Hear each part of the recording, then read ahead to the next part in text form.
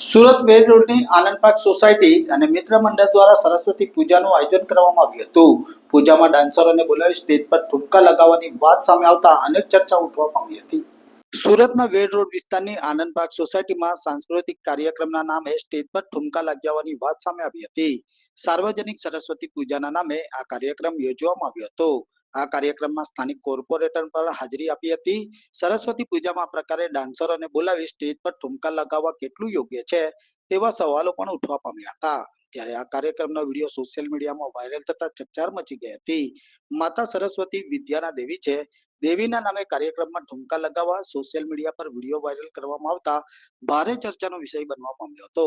આ વિડીયો સુરતના વેડ રોડ વિસ્તારનો હોવાનું અનુમાન લગાવવામાં આવ્યું હતું અને આ કાર્યક્રમ અખંડાનંદ કોલેજ સામે આવેલી આનંદ પાર્ક સોસાયટીમાં હોવાની વાત વહેતી થવા પામી હતી. बसंत पंचमी और अच्छे दिन के दिन हम लोग सब एक यहाँ पे इकट्ठे हुए हैं और उपस्थित मंच पर सभी मेहमानों और उपस्थित सभी भाइयों और बहनों को